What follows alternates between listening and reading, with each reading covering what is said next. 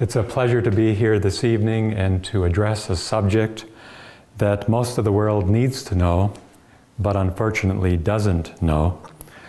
The dangers posed by using animal products in the human diet, whether it be animal flesh or the other body fluids of animals. So we'll continue by going into slide 1 here, looking at meat, dairy, and human disease. We basically, every day of our life, like everything else, we have choices to make. And as human beings, we're not air creatures or water creatures per se. We do need air and water, of course. But we also are food creatures. We need food.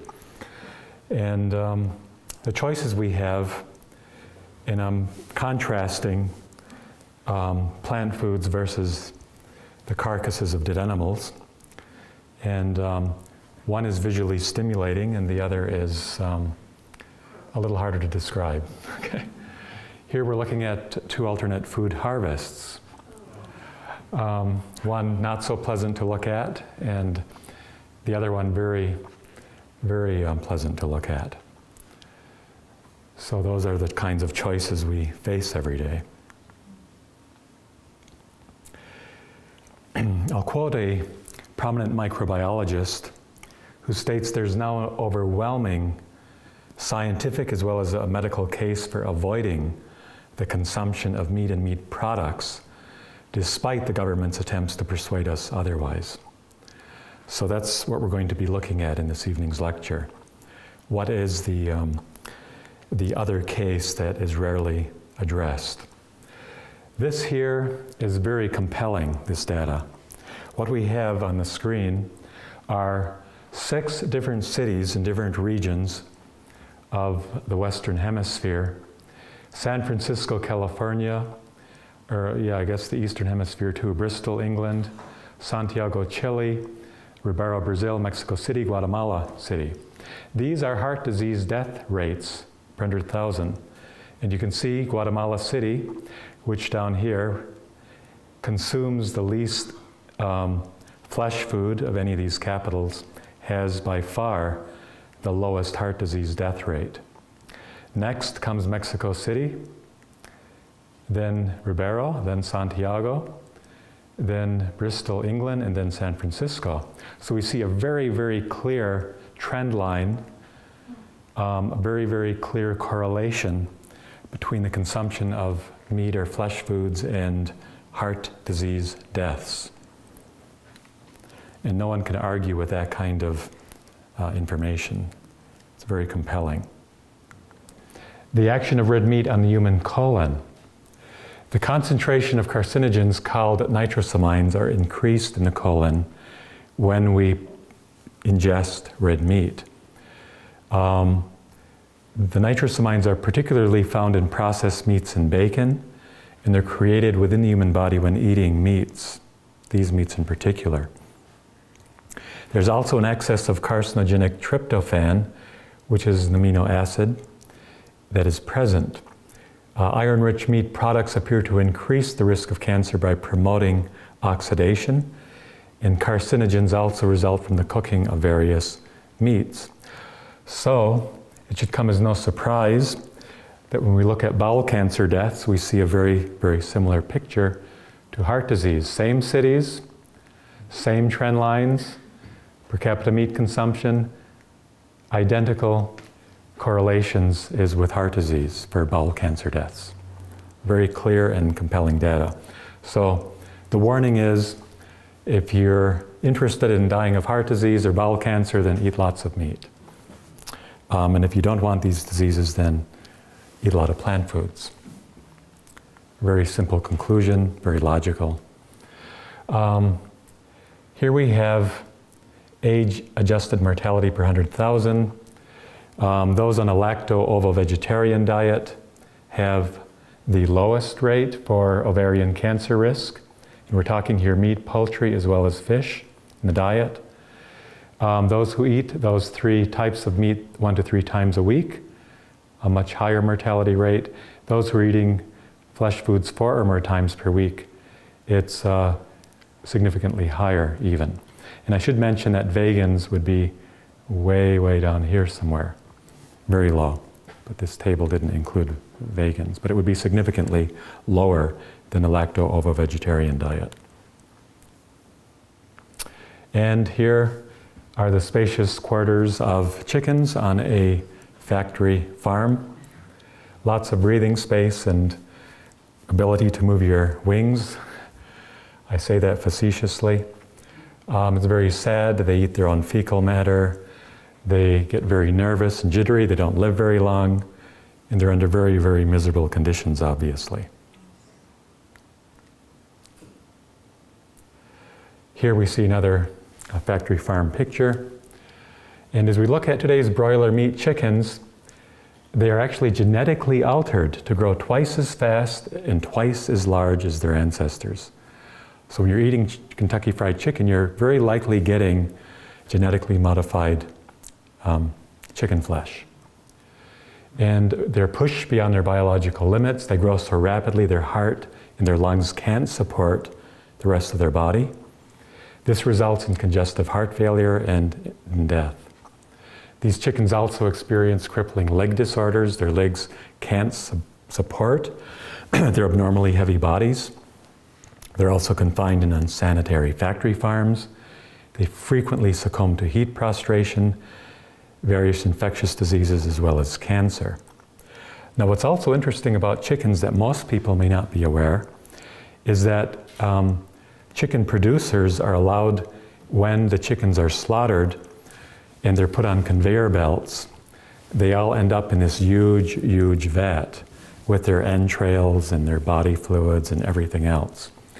And they're allowed to leave the meat in there for a period of time long enough to allow a certain percentage increase in body weight in the meat. So they're absorbing their waste matter and everything else into the tissue system before the chicken meat is actually put on the market, whether it be supermarkets or fast food joints. So I just thought you'd like to know that little sidelight. Some infectious disease agents in meat include Salmonella, Listeria, Helicobacter, as well as Yersinia. There's also toxigenic E. coli, which can be found in beef, as well as raw and pasteurized milk, sausages, and even in venison. E. coli contamination ground beef recalls in 2011. There's an interesting website where I got this information. It's entitled foodpoisonjournal.com, and they monitor what's happening with the food industry across the United States and what kinds of foods have been infected or are toxic. And they talk about here basically all these different major meat packers. Tri-State Beef had to recall over 250,000 pounds, 228,000 pounds of beef because of E. coli infection. And overall, there was over 300,000 pounds recalled this year, the year 2011. Listeria bacteria, the symptoms are very similar to getting influenza. Over 1,000 Americans are infected each year. Of these, 250 people die, unlike the flu. A very, very small percentage of people who get the flu actually die, whereas about almost 1 in 4 die of this condition. The highest risk of foods are soft cheeses and undercooked chicken. As well, the U.S. Department of Agriculture tested 19 different brands of hot dogs, of which 20% tested positive for Listeria. Paget's disease, probably caused by a prion. You know what prions are. Leads to bones being weakened, thickened, and deformed. It can affect the pelvis, collarbone, skull, spine, and long bones of the leg. Chronic pain may occur. Risk factors for this disease include eating brain and organ meats, eating meat traceable to sick livestock, and also even handling cattle while farming or engaged in breeding. Infectious illnesses in animal products. It's estimated that about 80 million intestinal illnesses occur in the U.S. alone each year from eating infected animal products. That's many tens of millions of people. Many thousands of lives are claimed every year as well from eating these same kind of infected animal products. Some diseases in animals that can threaten human health include BSE, which is the longer term for mad cow disease, the prions found in it.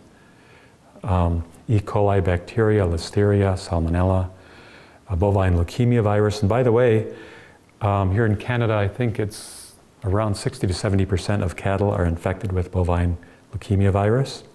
In the US, the figures are pretty similar. There's also BIV virus, which is cow AIDS, cancer, Clostridium perfringens, and Helicobacter, Yersinia, and Crohn's disease, which is an inflammatory disease of the bowels, similar to ulcerative colitis. Human diseases that can be directly derived from animals as well as animal products, quite a long list: melanoma, lymphoma, stomach cancer, prostate cancer, Hodgkin's disease, leukemia, plague, multiple myeloma, roundworm, tapeworm, giardia, which is a blood parasite, trichinosis, which is primarily from eating ham or pig products, hookworm, rabies, Vibrio cholera, anthrax, and brucellosis. So quite a long list of diseases, as you can see. Dangerous viruses found in dairy cattle, as I mentioned, include the leukemia virus and the bovine immunodeficiency virus, BIV. It is structurally, the immunodeficiency virus is structurally and genetically closely related to human immunodeficiency virus, what we refer to as HIV, the type 1 associated with AIDS in humans. Bovine leukemia virus, and I mentioned 70% infection rate in Canadian cattle, is in the same group as the human T-cell leukemia lymphotropic virus type 1, HTLV1. Both viruses can cross species lines and thus infect other animals like sheep, goats, chimpanzees, primates, and they develop the disease.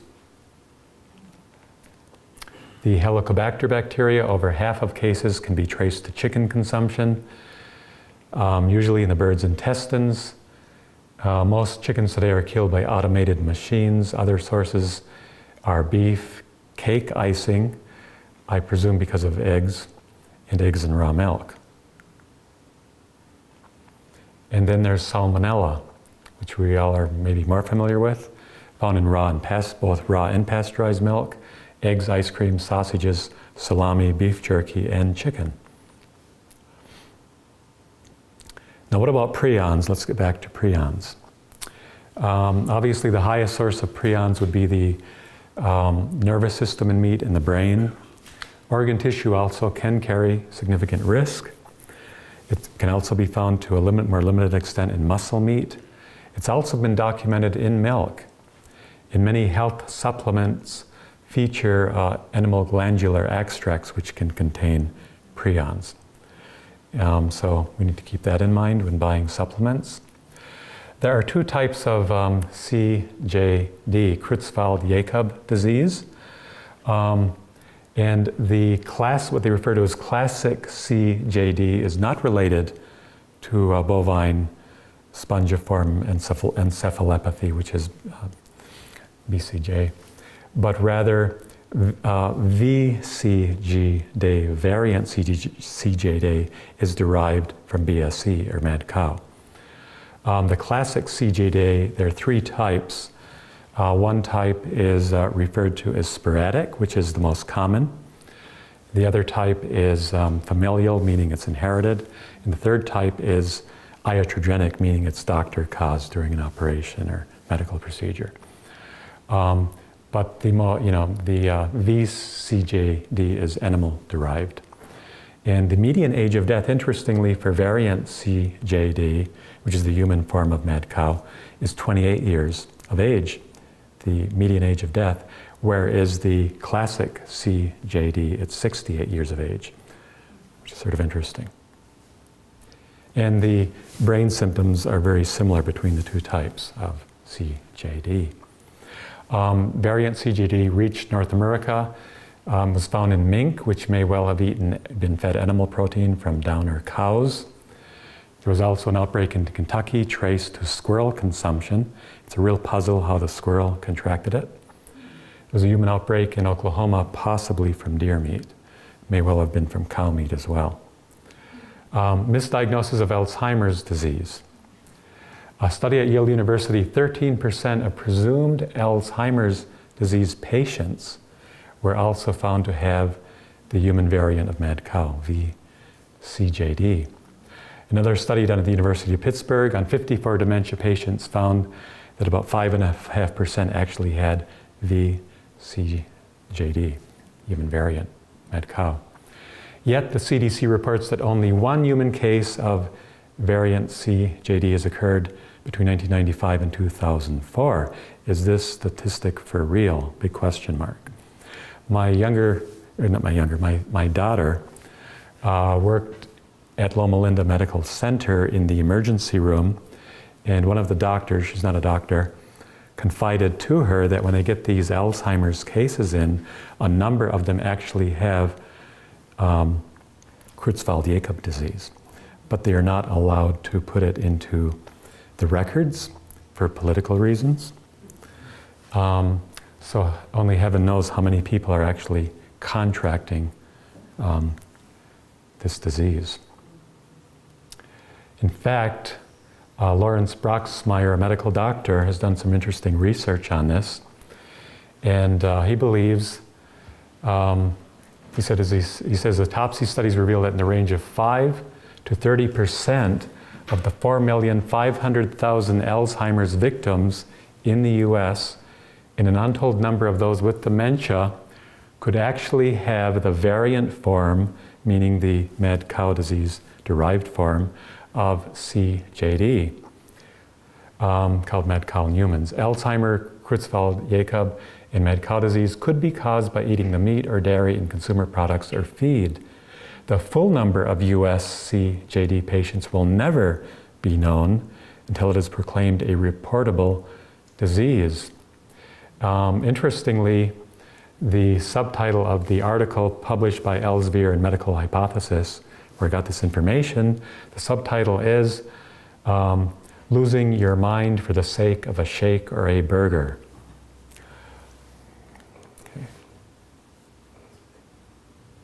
Prions and infectious power cannot be destroyed by anti-infective sterilization procedures, by high dosage radiation, by freezing, by drying, or by high temperatures as high as 360 degrees centigrade or 680 degrees Fahrenheit.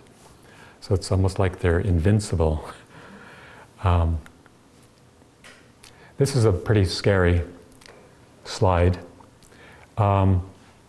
It's becoming public policy in different parts of the US of governments to begin to use human waste sludge from sewer systems as fertilizer. And a study by researchers at the University of Wisconsin found that BSE prions, mad cow disease prions, which enter wastewater treatment plants through slaughterhouse drains, can survive wastewater decontamination procedures. 3 weeks of filtration, separation, incubation with microbes that break down contaminants in the sludge. So the prions end up alive and well in sludge-based fertilizers, potentially contaminating fruits and vegetables. So it's sort of scary to think you can get mad cow disease from eating a fruit or a vegetable.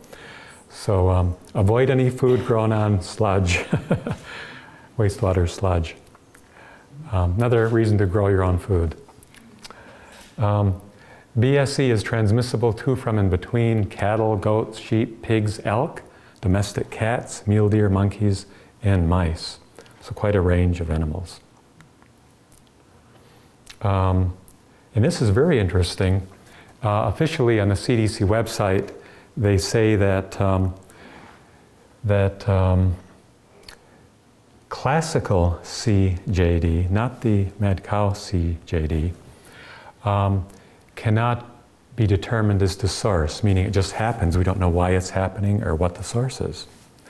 But this was a study done, a research study in which they looked at the fact that classical CJD is actually coming from eating pig flesh or ham, pork products. Various epidemiological studies, and this was a review study, meaning they brought multiple studies together, point to a link between pork consumption and sporadic CJD. And sporadic CJD is about 85 to 90% of classic CJD cases. So Creutzfeldt-Jakob disease is now associated with eating roast pork, ham, hot dogs, pork chops, smoked pork, and scrapple, pork pudding. Researchers have found that the, quote, consumption of pork as well as the processed products such as ham and scrapple may be considered as risk factors in the development of Creutzfeldt-Jakob disease.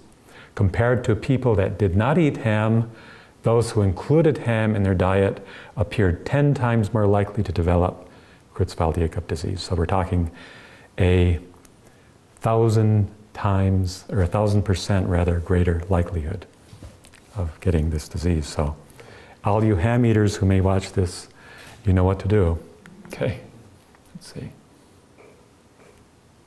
By the way, the disease incubates a long time, so if you quit eating ham today, you may still get the disease 9 or 10 years from now, which isn't too pleasant to think about.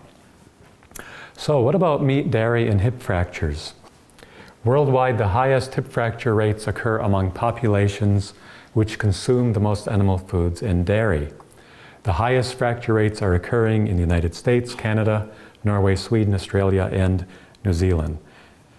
The lowest hip fracture rates occur among peoples from rural regions of Asia and Africa who usually consume little or no dairy foods.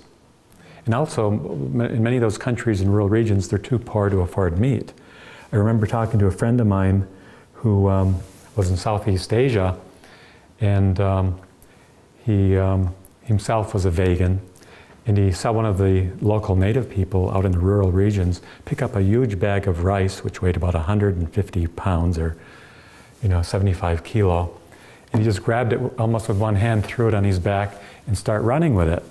And he couldn't believe, how can this guy be so strong? So he walked up to him and tapped him and says, what kind of diet do you eat? Oh, we just eat the vegetables and the garden produce because we can't afford meat. But he had incredible stamina. And I think one of the slides will be talking about stamina and flesh foods. If it's not tonight, it'll be tomorrow night. This is sort of interesting. Now we're going to look at milk. We've been looking a lot at meat. We're going to switch over to dairy products and milk primarily. These are the different protein levels in various milk of different species. It's sort of interesting because you see this very, very strong correlation between protein content and the time required by a nursing infant to double their birth weight or their weight in days. So for a human baby, eating, or rather drinking mother's milk, the mean protein content, milligrams per liter, of human milk is only 1.2 milligrams. Very, very low protein in human milk.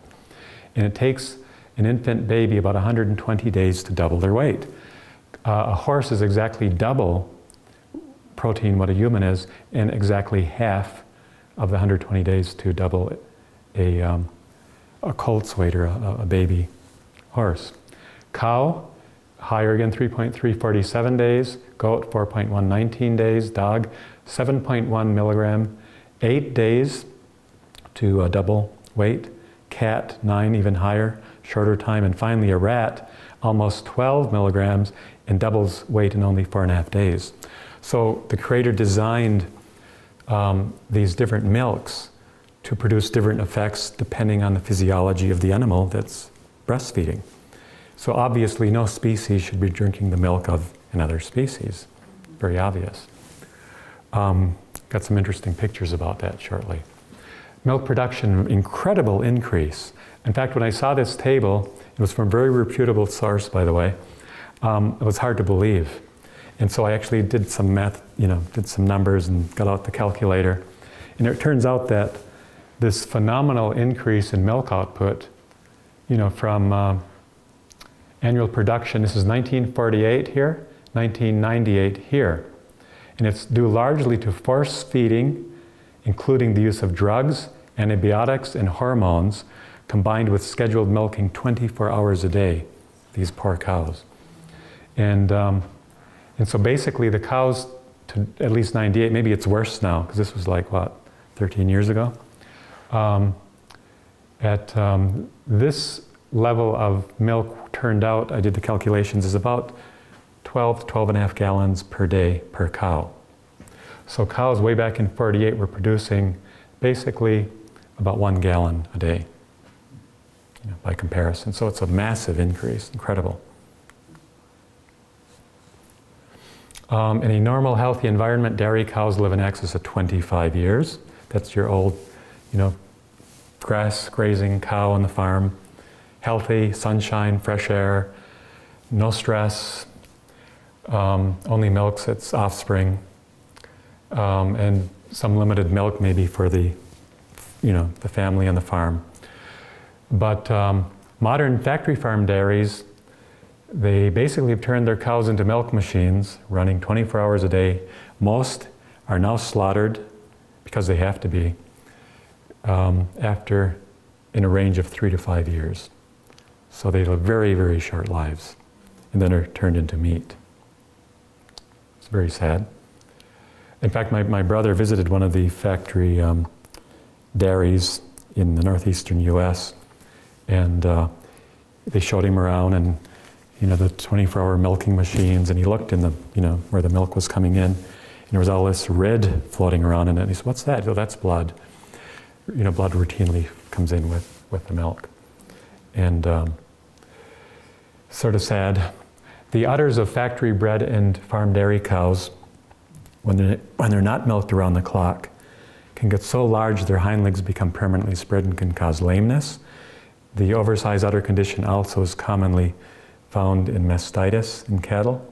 It's very, very sad. You can see this massive milk sac or udder. And then too, with genetic manipulation, hormones, intensive production technologies, with modern cows being milked around the clock, they produce that 12 whatever gallons is about 100 pounds of milk a day. 10 times more than they would produce naturally. Sort of unbelievable, isn't it? Slogans of the North American dairy industry. Well, the first one is milk. What a surprise. Real men drink milk. Everybody needs milk.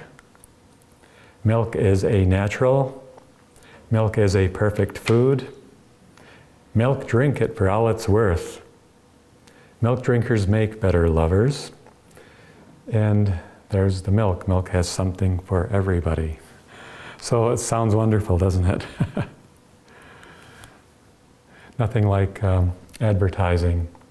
In no mammalian species, of course, except for the human family, is the practice of milk consumption continued after the weaning period. And you got these cows with their sign, "Drink human milk," if they were the advertisers engaged in this foolish practice. Here we see the statement, "It is not natural for humans to drink cow's milk. You have no more need of cow's milk than you do rat's milk, or horse's milk, or elephant's milk.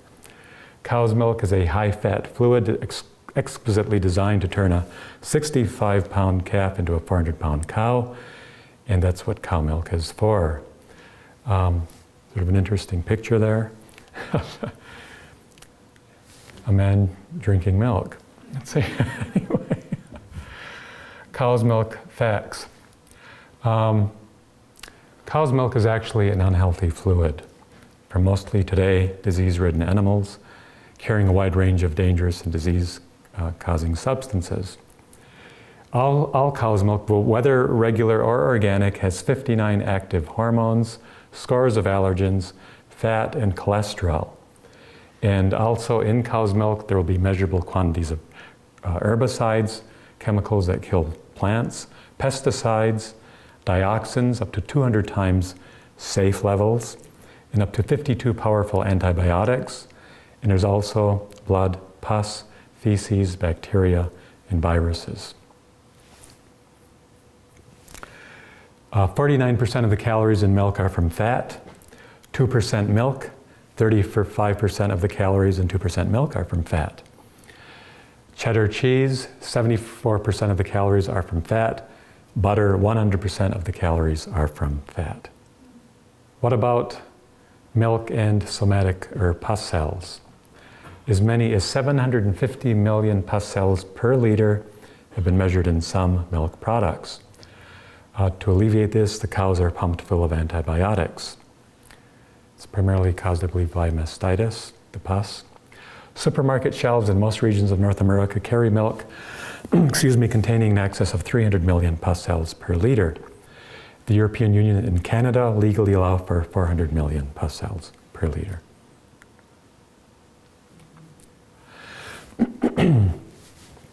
Each bite of hard cheese has 10 times whatever was in that sip of milk, because it takes 10 pounds of milk to make 1 pound of cheese. Each bite of ice cream, if it's real ice cream, and not the chemical artificial type, has 12 times the quantity of what is in milk, and every swipe of butter 21 times whatever was in the fat molecules in a sip of milk. The average person currently consumes roughly 586 pounds of dairy products per year. And they just love that pizza. What about milk and calcium? Calcium that humans consume from plants, and by the way, plants are the best source of calcium, especially greens, grown on good soil. They come with a large amount of magnesium, which is essential for calcium absorption or assimilation. Calcium in cow's milk is largely useless because it has insufficient magnesium, and as well the calcium molecule in cow's milk is much, much larger than the calcium molecule in human milk. About 11% of cow's milk calcium is actually absorbed as nutrient, so a very small fraction. Nations with the highest amount of milk and dairy consumption also have the highest rates of osteoporosis. And here we see the linkage to both female and male cancers of milk. Research has linked the lactose and fat in cow's milk with ovarian cancer. The calcium found in cow's milk lowers concentrations of a critical type of vitamin D that protects against prostate cancer, and thus raises men's overall risk of prostate cancer. About 7,500 middle-aged males were followed for 30 years. They all had a daily intake of 16 or more ounces of milk, and then they compared them with non-milk drinkers. The milk drinkers had a 230% greater risk of developing the neurodegenerative disorder Parkinson's disease. This is found in the journal Neurology. A study published in the Journal of Neuroepidemiology revealed an association between eating dairy foods and an increase in multiple sclerosis. So that's something nobody wants, is MS. So avoid dairy products. A few more milk facts. The cholesterol content of those 3 glasses of milk is equivalent to what one would get from eating 53 slices of bacon. The protein lactalbumin in milk is a key factor in the onset of diabetes and other autoimmune disorders. Thus is a major reason to not give cow's milk to infants, small children. Also, Dr. T. Colin Campbell, some of you have heard of at Cornell, one of his lectures, I remember him mentioning that there's extensive documentation showing that casein is a prime carcinogen, and that is the form of protein found in milk, is casein. Should have put that on a slide. Major childhood health concerns that are linked to cow's milk include these conditions: various infectious diseases, juvenile diabetes, early atherosclerosis, lowered intelligence levels, and by the way, fluoride in the drinking water causes significantly lowered intelligence. The scientist who discovered that was actually fired from her position when she published that information. Also, the vaccine regimen that is currently recommended. Dr. Blaylock, who bird certified neurosurgeon, believes it's in a range of 10 to 14 IQ points are lost in infants and young children from the basic vaccine regimen. The idea is, of course, to dumb down the population, and you can control them.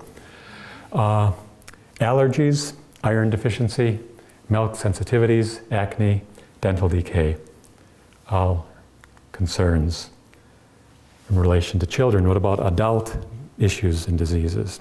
Coronary artery disease, greater risk of that, greater risk of various cancers, increased risk of different neurological disorders, allergies, digestive problems, as well as different infectious diseases, as we showed earlier in the presentation.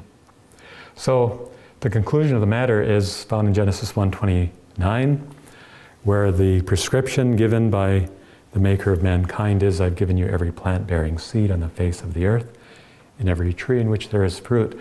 Let this be your food. So I'd recommend that we take this counsel to heart. And that's the end of this presentation. Thank you.